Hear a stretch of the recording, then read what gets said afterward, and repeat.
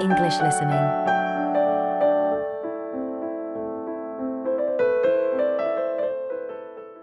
Topic 1.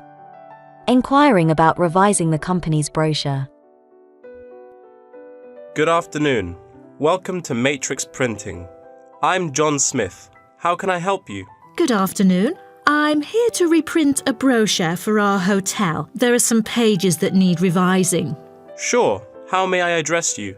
Oh, I'm Mary Jane from Central Hotel Chains. Nice to meet you. I've got samples of the previous version. I assume it is your company's advertising brochure. Yes. What exactly is the problem? Well, it was printed the year before, so some of the information is already out of date. There are also a couple of problems with the layout. Firstly, the letters of the address on the front page are far too small. It's hard to see when glancing at the cover. How big do you need it to be? Increase the letters by 3 font sizes. Just a minute. Let me take notes of your requirements. Okay, what else needs changing? The information regarding the pool should be deleted because it is currently under renovation and is not available. So, all of the relevant descriptions on page 2 should be removed? What do we replace it with? We can't just leave the whole page blank. Just fill it in with the introduction of our newly opened gym. I've included all the relevant information here in this flash drive. Let me check. I see. No problem then.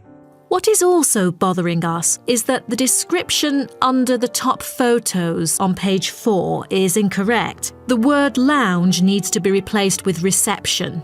Fully noted. Is that all? No, there is more. Turn to page 5. We feel that showing merely the picture of our exterior and interior decoration does not fully represent the appeal of our hotel. On second thought, we've decided to use a picture with the view of the hotel. Do you have the original copy of the picture? Yes, it is also enclosed in the flash drive. Okay, we'll re-edit the whole layout of the photos. Great. Let's turn to the next page. Yes, what's wrong with that? It seems perfectly fine to me. At first sight, it seems fine, but according to the feedback of the customers, the prices do not stand out. So, we want to change the print from black to red to make it pop out. Okay, I've made notes of all of your requests. Is there anything else? I appreciate it. Just one final request. Could you translate the whole brochure into Spanish? We have customers worldwide, you know, especially those from Latin countries. No problem. What about other languages, like Japanese, Chinese, or German? These are our most popular target languages. I have to ask the manager about the Chinese version. There's been a surging number of Chinese clients during recent years. However, we don't need German or Japanese translations, as we currently don't have many customers from those 2 countries. Sure. Just keep me updated. So, roughly, when could we get the revised print? We need it before the end of July. It's late June now. Roughly, it'll take 3 weeks to re-edit. So it will definitely be ready before the deadline. Great. To where shall we send the samples? The address is number 9 Green Drive, Clifton, NY 21300. How do you spell Clifton? CLIFFTON, Clifton. And the telephone number? It's 9030366602. Also, if you have any further questions, you can reach me through this number. Okay.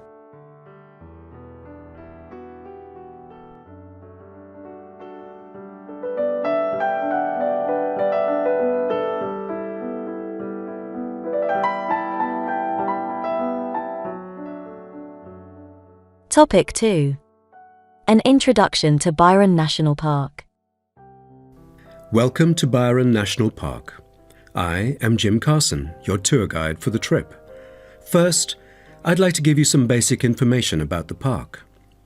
Covering 7,000 acres of land and spanning across 3 states, Byron National Park was established to protect the area's most spectacular scenic values. With unique geological features natural history, and native plant and animal life, it is an ideal destination for recreation as well as research purposes. The park has a breathtaking waterfall connecting the longest river in the country, but it is most renowned for having the largest subtropical rainforest worldwide. There are many layers of tall, medium, and low vegetation growing with seasonal variations in the park. It is a place where the air seems green. Ardent hikers can find an awesome array of options here. Apart from the dense green rainforest, tourists can also hike along the mountain trail. Despite the stunning view, taking photos is not advised on the way up, I'm afraid, as one might get distracted and the narrow trail by the sheer cliff is quite dangerous. When you reach the top of the mountain, there is nothing better than having a picnic under the trees with your family. Accompanied mostly by wildlife, walkers as well as cyclists may find the bush track a good choice for having a tranquil time to themselves. As your tour guide, I suggest that only expert hikers take the creek circuit, because its beautiful and inspiring scenery through the subtropical jungle is paralleled by its physical challenges. A list of transport is available within the park. Bicycles are a popular choice as it is the most flexible way to get around. Electric trams are temporarily closed for maintenance. Boat trips down the river are an ideal way to spend a tranquil afternoon. Rest assured that transport within the park is covered in the bill. Extreme sports is another highlight of the park. There are, for adventurous grown-ups, especially those who are comfortable with having a racing heart, scary as it may sound, it is actually safe to participate in extreme sports under strict instructions and close supervision. Abseiling is available regardless of the weather. It is a fun way to overcome fear of heights, gain new skills, and get an adrenaline rush. Bungee jumping and paragliding are also available, except for during the summer. At this point, you might worry about meals here. Well, even though there is only one restaurant in the park at the moment, the variety of dishes is astonishing. There are 2 meals included in the price. Just get your meal ticket at the reception before dining. Also, there is no need to make reservations or worry about availability, since there are plenty of tables. During your stay here, you might want to know what there is to do. Let's turn to the plan so I can familiarize you with the layout of the park. Most tourists would choose to stay in our guest house, located in the southeast corner. It features 63 tastefully appointed guest rooms, many of which offer spectacular views of the park. You'll find a home away from home at our guest house. But for those who want to experience the natural beauty up close, there is also a campsite. When you get out of the guest house, go straight ahead, turn right at the end of the road. To your left, there is a campsite amongst the trees where you could spend a night under the stars together with owls and chipmunks. If you look at the top left of the plan, you will notice a picnic area. You can either bring your own food, or we can deliver food to you. Barbecue is an option. The business center is situated directly opposite the picnic area. It provides flexible, fully serviced offices, conferencing suites, meeting rooms, and is equipped with the latest multimedia facilities. Wired, as well as wireless, high-speed internet is available within the entire premises. The center is designed to cater to both individual travelers and corporate groups. Visitors can also go to the museum, which holds a vast collection that exhibits local history and a natural habitat. You start from the guest house, just turn left at the first conjunction, then walk past the tea house, turn right. You'll see the museum after making the third right. Have you found it? Pretty easy, right? To spend a delightful afternoon with a book and a fresh cup of coffee, you can go to the only cafe in the park. From the guest house, you go straight, then take the second right, and you'll see the cafe right in front of you. You might want to check out our all-season tennis court, which offers instruction for all ages and skill levels. It is located right opposite the cafe.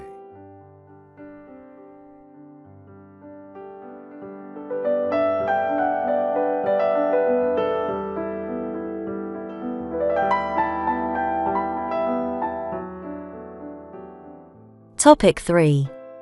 Talking about a research program. Helen and Paul, congratulations to you both for doing so well the past semester. You two have exhibited an impeccable performance during your first year in the nursing program. I'd like to get some feedback from the two of you to better improve the program and to provide guidance for our prospective students. I'd like to start with you, Helen. So, first of all, which aspect of the program impressed you?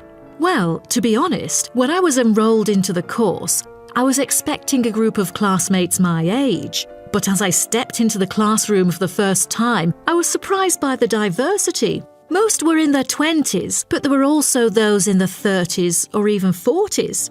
As it turns out, the intergenerational communication has sparked intense debate and new thinking, and I think that's something special about the programme that I appreciate very much. What about you, Paul? What do you think of the programme? For me, the group project we carried out last semester is another key feature of the program. The whole class was divided into 8 different groups, working on 8 prospective cases. Team building sessions were conducted in a collaborative way most of the time. Comprised of 5 members, our group studied acute pancreatitis. During the process, we broke the task into different parts and assigned them to each member. We were then able to tackle the complex problem by pooling our knowledge and skills. More importantly, stronger links were established between the group members. Because of the project, we've all become good friends. That's true. According to graduates, group projects prepare them for the work world in which teamwork and collaboration are increasingly the norm. So tell me, Paul, what else do you like about the program? I want to be a registered nurse working in a public hospital after graduation. So the internship provided is a valuable opportunity for clinical practice in a supportive learning atmosphere. However, I was amazed by the amount of written assignments, since I thought the course should have focused more on practice-oriented learning.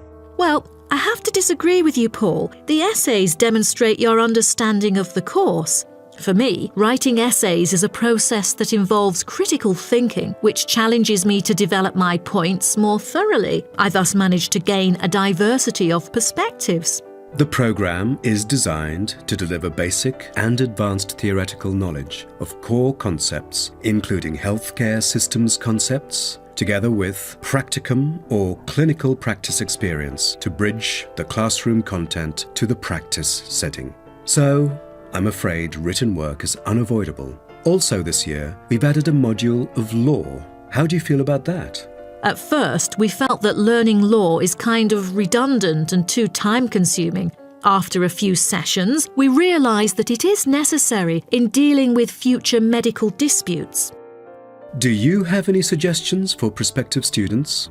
What bothers me most is handing in essays on time. I almost missed the deadline once because there were 3 essays due within the same week, so rationalizing your time is critical. Well, that's true. The lectures deliver so much useful information. I have poor memory, so I kept making notes and revisiting them on a regular basis. To my surprise, at the end of the semester, I have learnt the key concepts by heart. How was the research? I heard that it was quite challenging. How did you manage to overcome the difficulties? That's true. The majority of us had no clue how to carry out the research at first. Fortunately, when I was digging up reference materials at the library, I sought help from the librarian. She taught me about finding the appropriate resources and choosing the proper research methods. Have you checked out the online forum? Yes, it has become a habit for me to visit the forum regularly. In a sense, it extends classroom learning. It is where the students post academic problems that they come across and get support from the faculty members. Some of my classmates didn't do so well during the placement tests. I feel that background reading is necessary. Lastly, do you have anything to say to the freshmen? I was really ambitious at first, trying to get straight A's on my transcript. I made tons of notes and worked hard even on the optional assignments to get extra credit. I stressed myself out before having an emotional breakdown. After consulting my advisor, I found it important to set realistic goals. Don't push yourself too hard. It is wise to sort out your priorities. Thank you for coming here today and providing valuable feedback on the program. Have a great summer break.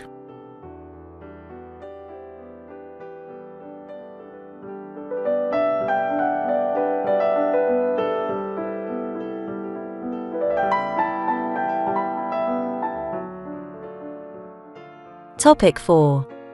Penguins in Africa. Good morning, everyone. Today's lecture is about a type of adorable animal, the penguin. When you think of penguins, you may picture them surrounded by snow and ice. But not all penguins live where it's cold. African penguins live in the southern tip of Africa. They are usually found within 40 kilometers of the shore and on a number of its surrounding islands. African penguins are also known as jackass penguins because they make donkey-like braying sounds to communicate. African penguins can keep their body temperature at a stable level, but their land habitat can get quite warm, so there are a number of ways for them to stay cool. They limit their daylight movements on breeding sites on land to early mornings and early evenings to avoid too much sun. The pink glands above their eyes can help them cope with the temperate climates. Like other penguins, African penguins spend most of the day feeding in the ocean, which also helps keep them cool. Being a type of small to medium-sized penguin species, African penguins average about 60 centimeters tall and weigh up to 3.6 kilograms. They have a black stripe and a pattern of unique black spots on their chest. Males are larger than females and have larger beaks. Even though they are categorized as birds, African penguins aren't able to fly because of their heavy bones. Their wings are more like flippers that make them particularly suited for life in the water. When they're on land, their flippers and their tails help them keep their balance and walk upright. African penguins begin to breed at the average age of 4. When a male and female pair up, they tend to breed together for the rest of their lives. Most other penguins nest and lay their eggs out in the open, but African penguins have a different approach. They dig holes under bushes out of their own excrement, called guano, so they are sheltered from the sun and predators. The African penguins survive on a diet that is comprised mainly of marine organisms. They feed primarily on fish like sardines, along with the occasional squid and shellfish. But when normal food is in short supply, they eat tree roots as well. The streamlined body of the African penguin allows it to move through the water like a rocket, capable of reaching a speed of around 20 kilometers per hour when hunting for food.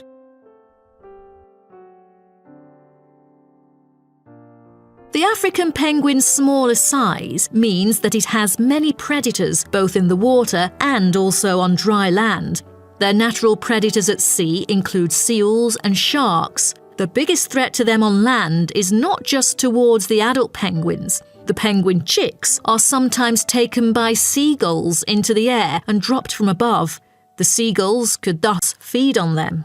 At risk from predators, young penguins are protected for about 40 days after hatching by both parents. They will leave the colony when they are between 3 to 5 months old and will return a few years later. The entire surface of their body is densely covered with feathers, which fall off during the winter. This process is called molting and takes about 3 weeks to complete. During that time, they are unable to forage. Therefore, prior to this, African penguins spend about 5 weeks laying down fat deposits. They generally live between 10 to 15 years. However, many do not reach their full lifespan. Their population has drastically declined. Approximately 120,000 African penguins remain in the wild, and their population has decreased by 90% in the past 60 years. They are considered to be vulnerable and have been listed as being endangered. Two major factors have contributed to their decline. They are struggling for nesting space due to human disruption and competing for food due to overfishing and pollution. With the limited number of breeding pairs, survivorship becomes difficult for African penguins. This makes them especially vulnerable as environmental conditions change or an outbreak of a disease occurs. For instance, avian malaria has caused 27% of the captive breeding penguins' deaths annually. The more genetic diversity there is within a species, the higher the likelihood that at least some of the individuals will adapt and survive.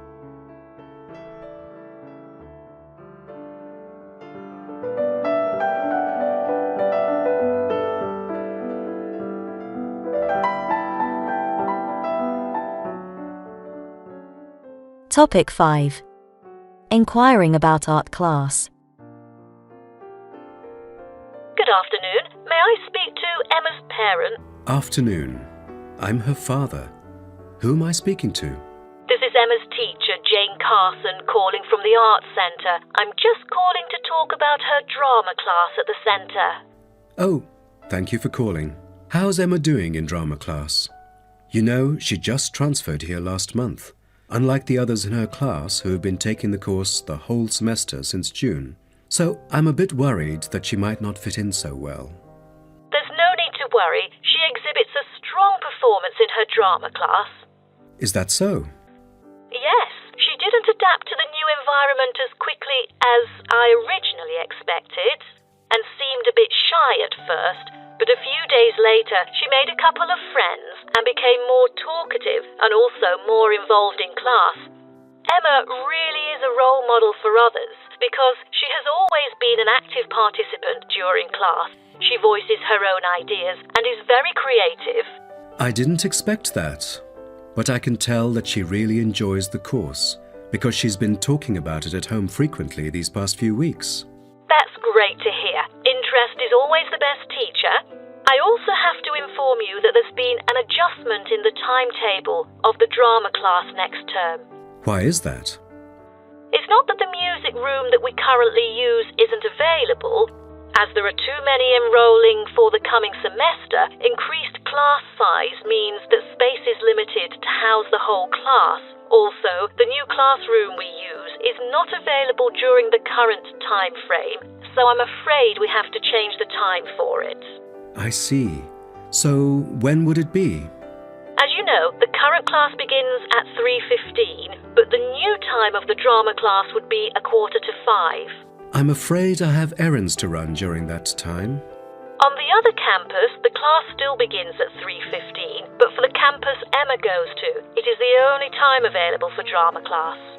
Oh, I see. I have to make adjustments to my course schedule then. No problem. Miss Carson, I'm thinking about signing Emma up for another art course. I'm thinking about dance class. Dance class is a popular course here, a great choice for a child to shape up and have fun. But unfortunately, it is oversubscribed at the moment. I have to put you on the waiting list. That's too bad. What else can I choose from then? Could you give me some advice? Sure. Emma could take singing class as well. This would improve her musicality. Sounds good. When is that? It is held every Friday evening. That's too bad. Emma already has a swimming class earlier that evening. It will be too late for her to come home if she takes this course.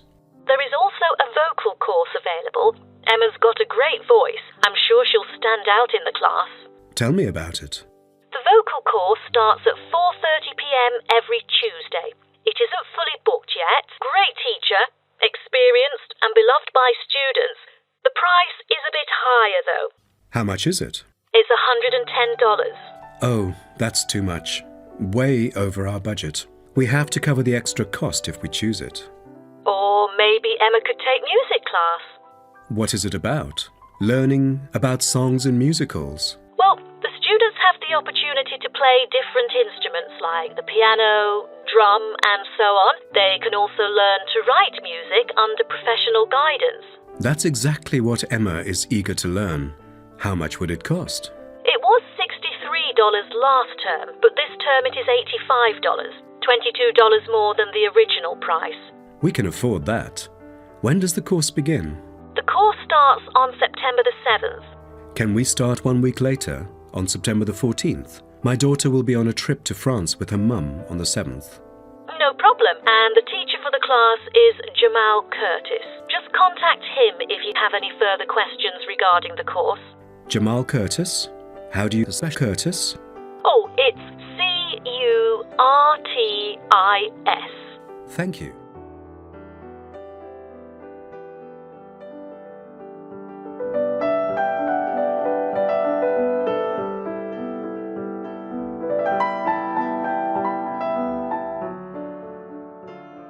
Topic 6. An introduction to the annual ski and snowboard exhibition. Good morning, everyone, and welcome to the annual ski and snowboard exhibition held from April the 8th to 17th. I am Mary Granger, coordinator of the event this year.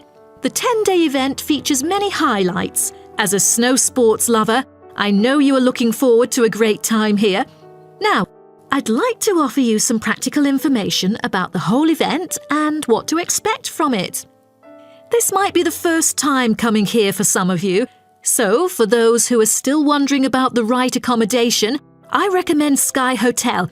It has its own health and sports clubs, just like most of the hotels here, but I love it because of its incredibly cosy beds, which guarantees good rest after an exhausting day of exploration. If you haven't brought your own equipment like poles, boots and skis, they are available for purchase or rent at Ski Set or Snow Rental. The exhibition this year provides a colourful look into the history of skiing and an inspiring peek into the future prospects of the sport. Apart from the fascinating photo exhibitions and the most up-to-date skiing gear like always, this year we have added 4 computers which can imitate the process of skiing, ensuring the same physical activity and sensations that appear during the skiing process on downhill slopes. But I have to warn you that it might be quite time-consuming to line up for the free trial experience. Many have posed the question as to how to enter the skiing and snowboarding competition. Well, rather than filling out the back of the entrance ticket or bombarding the committee with emails, the most effective method is by checking out the exhibition newsletter delivered every month for availability. At the most beloved local event, the exhibition has also drawn attention from the press. Last year, massive media coverage was on the worrisome amount of snowfalls. In order to avoid the same predicament, several artificial skiing slopes have been built. With more participants this year, we have lowered the entrance fee, which has been widely reported to local newspapers. A bonus for our participants is the ski programme.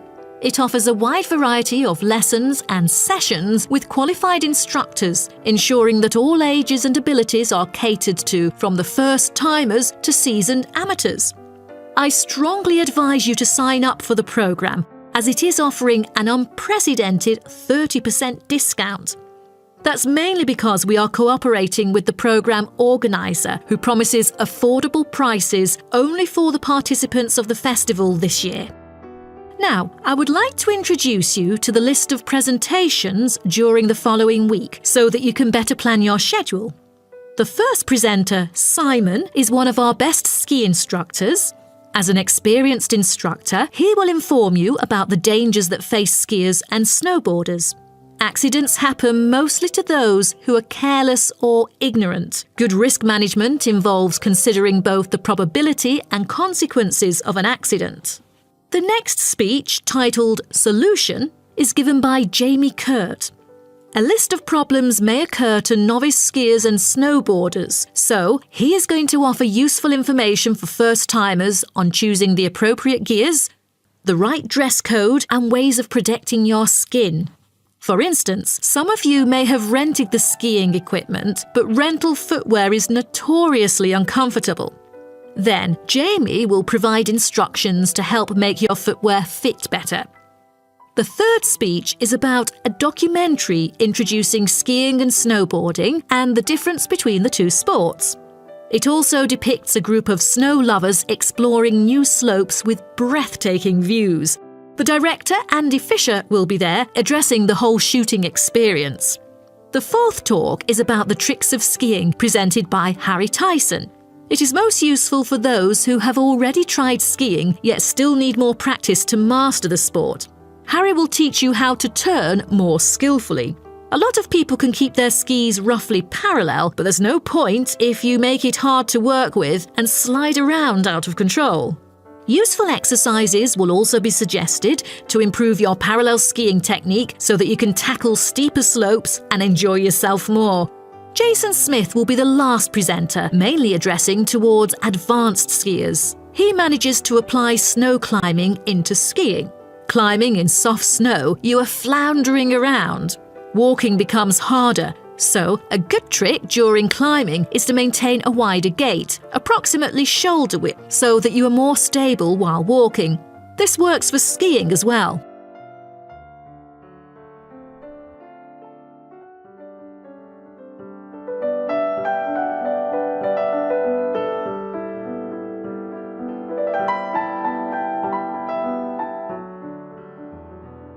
Topic 7. Discussion of pedagogy course. Jerry, how did it go with preparing your lessons? Is there anything you would like to discuss? Well, this is actually the first time that I have ever taught in an elementary classroom. After 8 years of learning pedagogy, I want to practice what I've learned in an instructive manner, but I'm a bit stuck right now. The topic I want them to research is a bit hard for pupils. I'm afraid that they won't be able to handle it on their own. So I need new ideas on designing more effective teaching methods. Mr. Carter, do you have any suggestions? Well, you should probably read this book called Professional Learning, written by J.K. Simmons.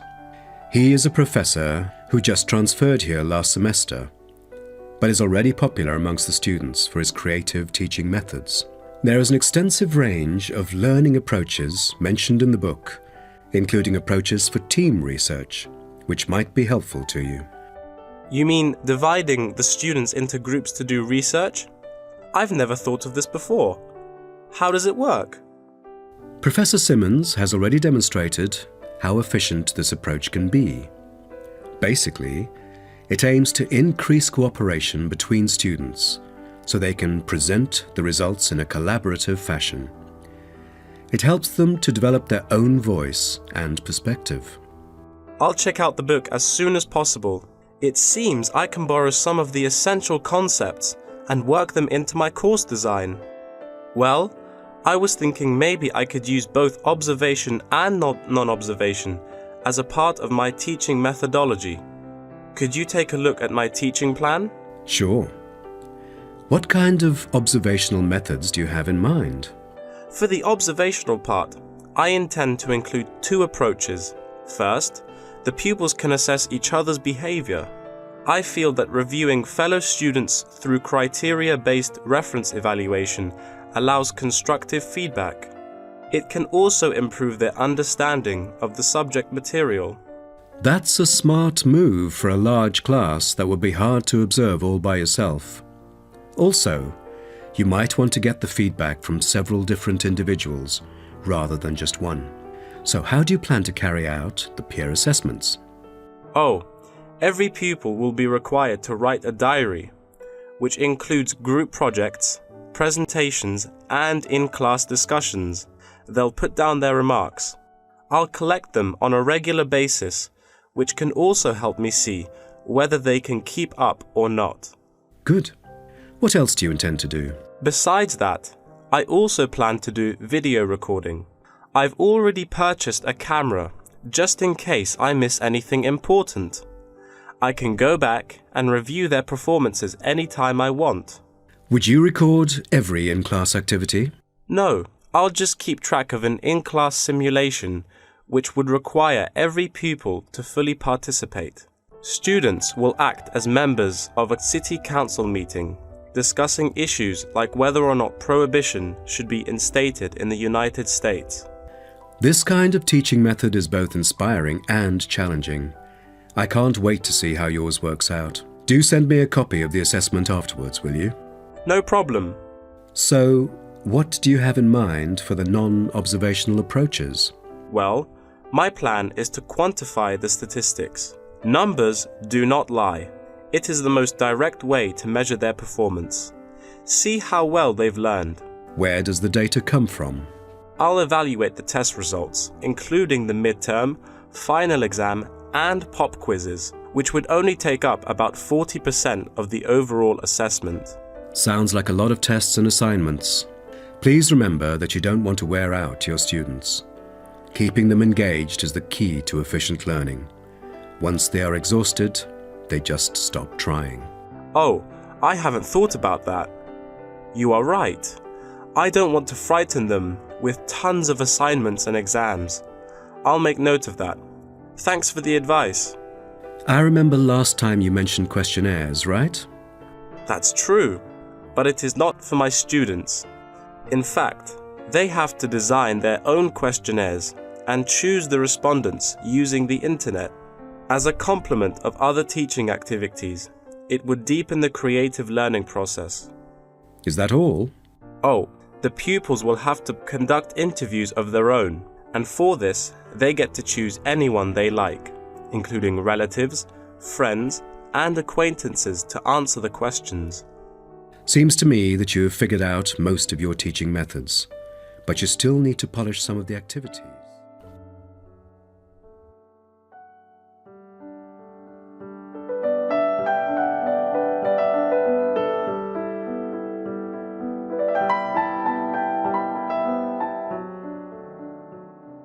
Topic 8.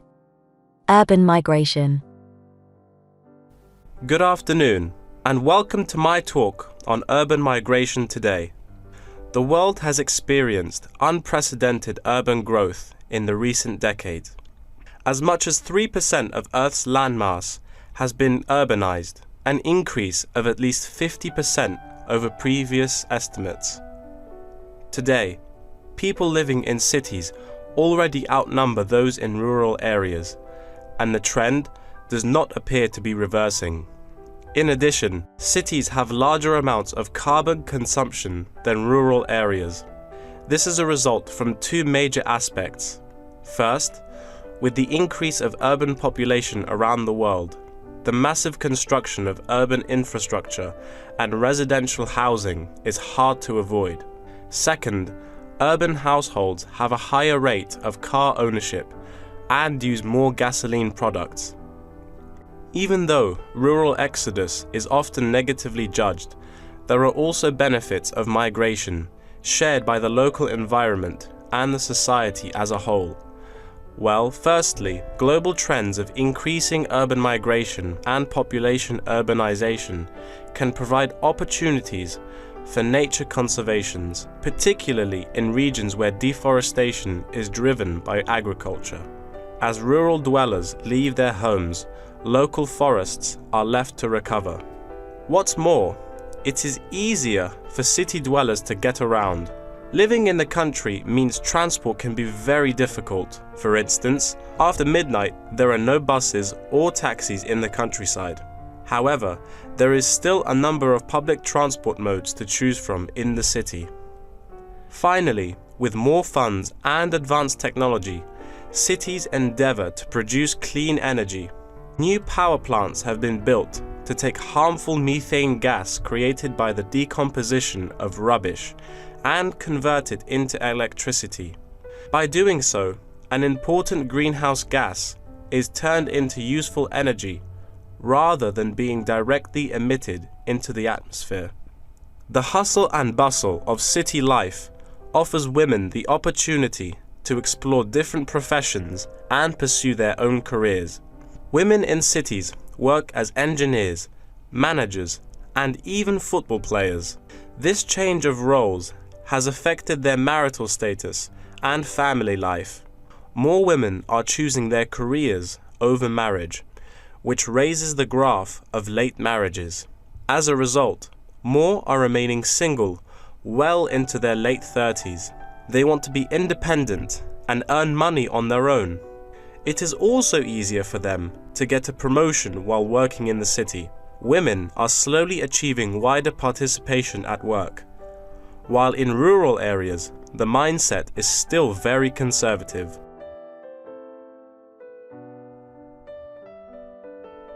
However, cities also change the way that humans interact with each other and the environment, often causing multiple problems. In general, urban wages are significantly higher, so moving to the city is an opportunity to earn what was impossible in rural areas. However, the wage difference is often offset by the higher cost of living and absence of self-produced goods, including subsistence farming. A sizable proportion of new corners attach greater importance to money and gradually abandon their former way of life, thus risking losing their culture. These new city residents are also faced with another problem. According to statistics, crime rates are significantly higher in densely populated urban regions than in rural areas. For instance, property crime rates in our metropolitan areas are 3 to 4 times as high in comparison to the rates in rural communities. Immigrants, upon arrival into cities, typically move into the poor, blighted neighborhoods because that is where they can afford to live. Crime in these areas is high and reflects poor living conditions, as these neighborhoods experience great levels of poverty. This pattern also occurs for violent crimes, which is much more common in large urban areas than elsewhere. In addition, traffic congestion and industrial manufacturing are prominent features of the urban landscape, which take their toll on the natural environment and those who depend on it. Air pollution from both cars and factory emissions affect the health of countless urban residents. Rural to urban migration can boost the urban economy. With a better economy, cities provide their residents with better welfare, but the concentration of services and facilities such as education, health, and technology in urban areas inevitably contributes to greater energy consumption.